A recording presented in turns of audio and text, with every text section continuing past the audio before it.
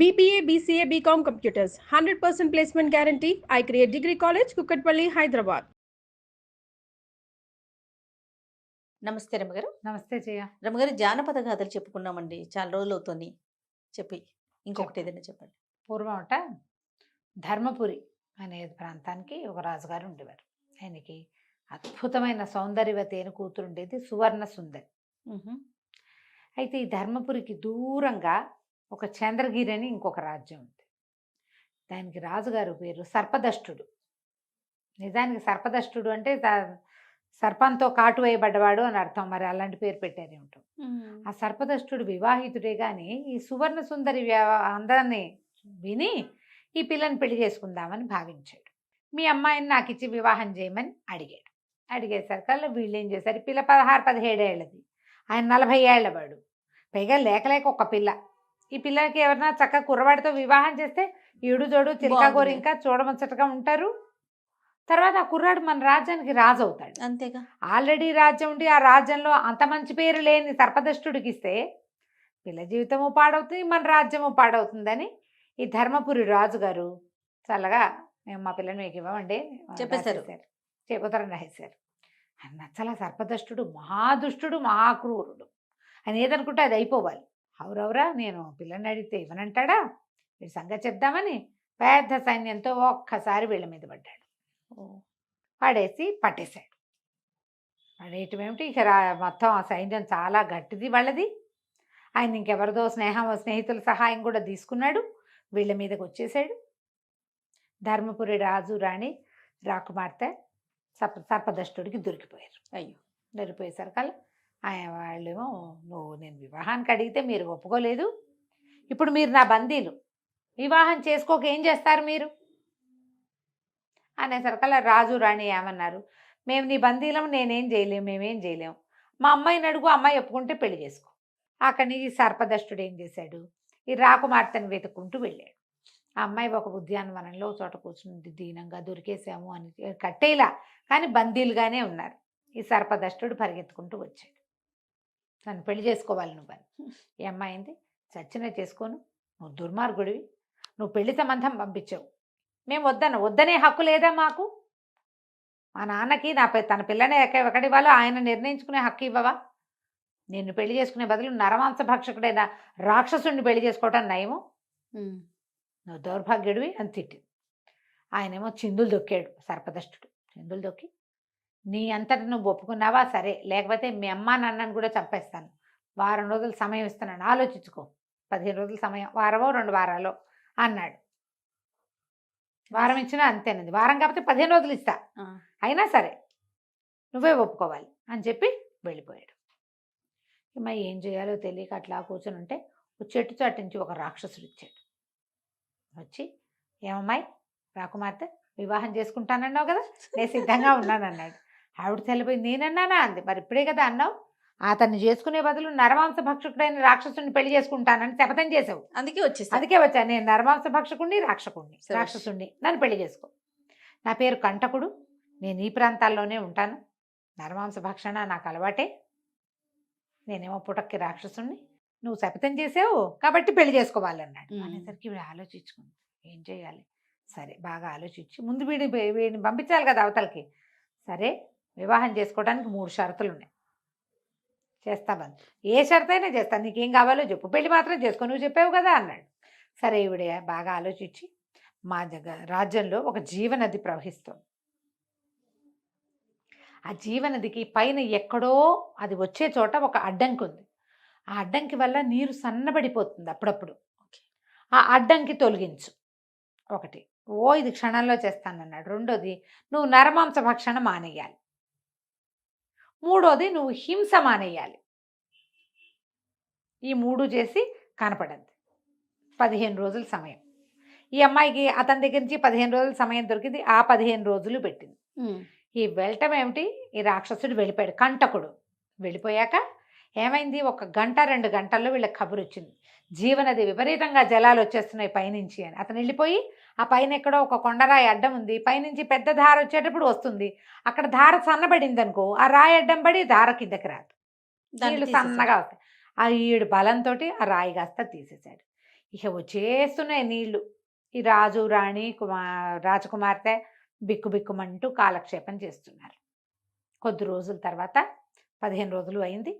ఈ కంటకుడు వచ్చాడు. రాజకుమార్తె ఇది అంతఃపురంలో కాదు, ఉద్యానవనంలో కూర్చున్నప్పుడు వచ్చాడు. చిక్కిపోయాడు. ఇదేమిటి ఇలా అయిపోయావు అంది. మరి నువ్వు పెట్టావు కదా నరమాంస భక్షణ మానేయమన్నావు, నరమాంసం లేకపోతే బలంగా ఎలా ఉంటావు?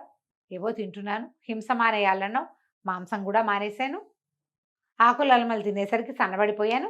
మనం కూడా అంతే అంతే. అవి ఇవి విరుచుకు తింటాం మానేస్తే సన్నగైపోతాం. ఇందులో నరమాంస భక్షణ కూడా చెప్పారు చూసావా, అంతే పక్క వాళ్ళని పీక్కు తింటాం మానేయాలి. అప్పుడు సన్నబడిపోతాం. అయితే ఈ అమ్మాయి ఏమంది, సరే ఇప్పుడు పెళ్లి చేసుకోమన్నాడు వాడు. అనేసరికి కుర్రాడు, ఇప్పుడు మానేశాను నేను, నరమాంస భక్షణ మానేసా, జీవహింస మానేసా, నువ్వు చెప్పిన జీవనదికి అడ్డంకి తొలగిచ్చేస్తా, నేను సిద్ధంగా ఉన్నా, వివాహం చేసుకుందావా అన్నాడు. రాజకుమార్తె అంది, దానికి నాకు అభ్యంతరం ఏం లేదు, కానీ నువ్వు ఇప్పుడు ఈ రాజ్యము సర్పదష్టుడి చేతిలో ఉంది. ఈ సర్పదష్టుడు వివాహం చేసుకోమని గోల పెడుతున్నాడు, వాడిని చంపేసేయి నువ్వు, అప్పుడు మన ఇద్దరం పెళ్లి చేసుకుందామంది.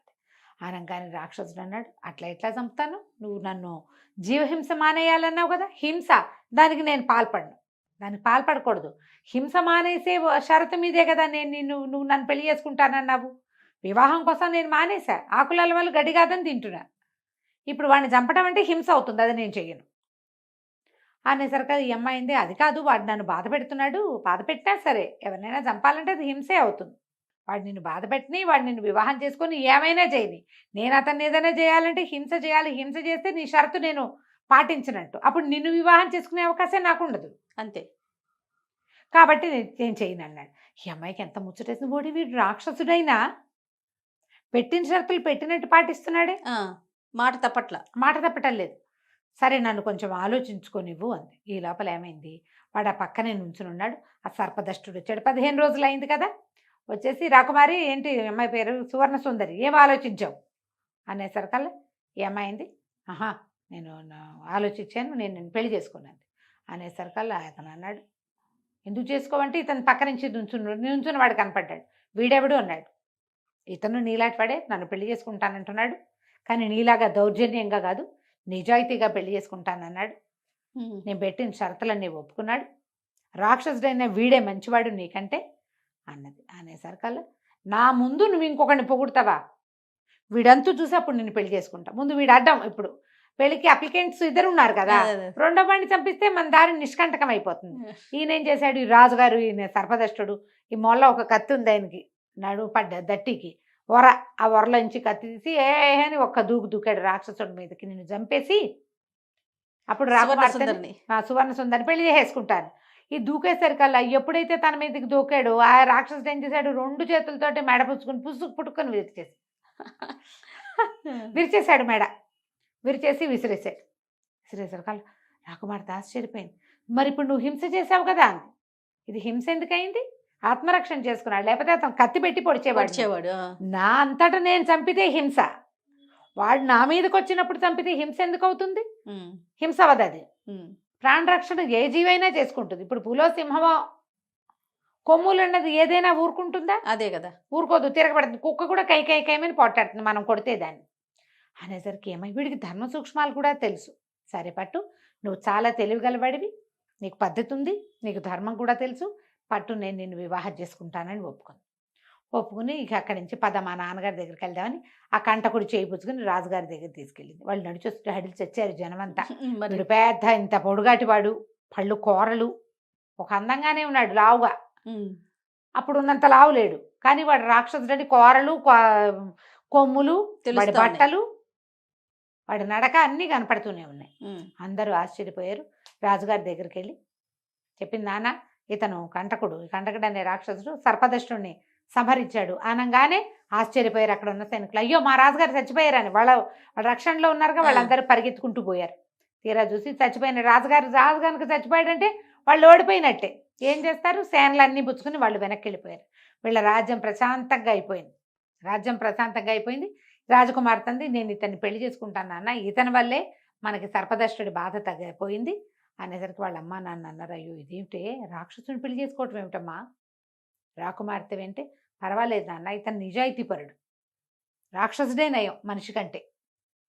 నేను మాట ఇచ్చాను, మాట తప్పను నేను. ఇతనేమో షరతులు పెట్టిన షరతులు తప్పకుండా ఉన్నాడు. నేను కూడా ఇచ్చిన మాట తప్పకుండా ఉంటా, పెళ్లి చేసుకుంటానని. సరే పెళ్లికి ఏర్పాట్లు చేశారు. రాజ్యంలో అందరూ ఆశ్చర్యపోతూనే పెళ్లి వేడుకల్లో పాల్గొన్నారు. రాక్షసుడికి చక్కగా మంగళ స్నానాలు, హల్దీ వగైరా మెహందీలు చేశారు. వివాహం అయ్యింది. వివాహం పెట్ల మీద కూర్చున్నారు. ఈ రాక్షసుడు లేచి రాజకుమార్తె మెడలో 3 ముళ్ళు వేశాడు. అక్కడ ఒక విచిత్రం జరిగింది. రాక్షసుడు మాయమైపోయి వాడి ప్లేస్లో ఒక పెద్ద అందంగా ఉన్న కుర్రవాడు ఒకడు తయారయ్యాడు, వచ్చాడు. ఆశ్చర్యపోయారు అందరూ. రాకుమార్తె మరీ ఆశ్చర్యపోయింది. ఇదేమిటి నువ్వంటే, నేను మాళవ దేశపు రాజకుమారుణ్ణి, నా పేరేదో సింహదమనుడు. ఈవిడ సువర్ణ సుందరి, ఆవిడ సింహదమనుడు. నేను ఒకసారి అడవికి వేటకి వెళ్ళినప్పుడు అక్కడ ఒక దేవకామిని అనే ఒక గంధర్వకాంత కనపడింది. ఆమె నన్ను మోహించి నన్ను పెళ్లి చేసుకోమని తన దేశానికి రాజ్యానికి రమ్మని గంధర్వలోకానికి బాగా బతిమలాడింది. నేను మనిషిని, నేను అట్లా వేరే దేవయోనులు వివాహం చేసుకోము, అది వివాహం చెల్లదు అని నేను పదే పదే చెప్పాను. ఆమె ఒప్పుకోలేదు. నా తండ్రికి నేను ఒక్కడే కుమారుడిని, నేను నిన్ను వీళ్ళని వదిలిపెట్టి పైకి వచ్చేస్తే మా రాజ్యం ఇదైపోతుందని ఎంత బతిమలాడిన ఆవిడ ఒప్పుకోలే. ఆవిడ కోపం వచ్చి రాక్షసుడి వైపు అని శపించింది. కానీ తర్వాతే ఆమెకి నేను నచ్చాను కదా, ఆ ప్రేమతోటి ఆవిడ ఏమందంటే, ఎవరైనా రాకుమార్తె సంతోషంగా ఇష్టపడి నిన్ను పెళ్లి చేసుకుంటే నీకు మామూలు రూపం వస్తుందండి. బాగుంది. అందుకనే నేను ఏమంది నరరూప రాక్షసుని పెళ్లి చేసుకుంటా అంది కదా, నరమాంస భక్షకుణ్ణి. అందుకే వచ్చాను, నువ్వు పెళ్లి చేసుకుంటే నా రూపం మారుతుందని. నువ్వు పెళ్లి చేసుకున్నావు కాబట్టి నా రూపం మారిందని చెప్పాడు.